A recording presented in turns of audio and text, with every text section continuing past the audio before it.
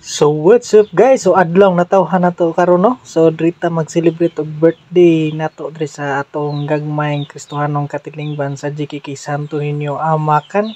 So drita nagpakaon sa atong mga kaubanang miyembro no kaysa diri rata sa balay. So drita magpakaon nila. So natay mga gamayng gipakaon nila tapos napud na sila mga naambag pud amot-amot no. Ginagmay para sa kuan. Culmination sa Flores de Mayo. So nami kahitabo nga culmination sa Flores de Mayo after sa misa. So nada mi gikikimas ganina. So burn out man, so wala kay to siya na kuan na vlog na mo no. Wa gito siya na live. So kini pagpangaon na lang gid nako nagipalupad-lupad ni akong drone. So mao ni sa mga kabataan nga mag-Flores oh.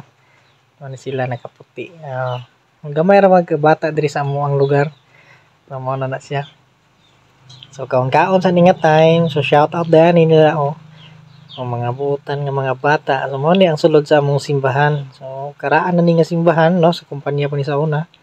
Oh shout out dia Kamilay Apor.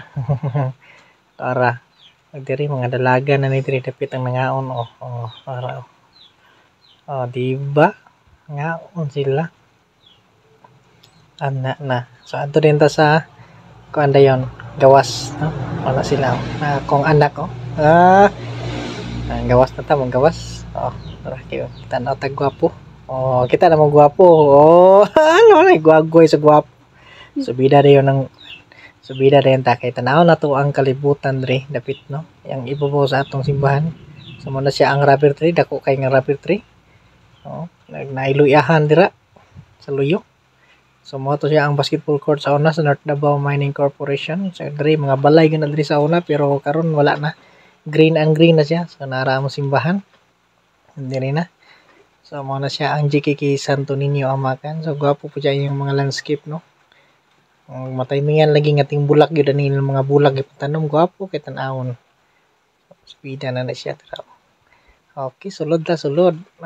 So mo na namo simbahan. So naka-tiles na din ang flooring sa mong altar pero wa panahuman tungod kay kulang-kulang pa ang budget no. Ano sige lang.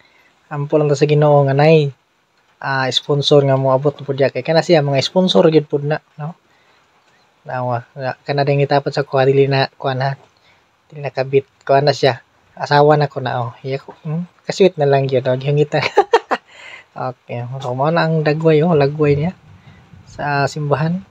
Kana lang, di ba? Suri-suri ta. So, kumusta din mo di tanan nga mga viewers no?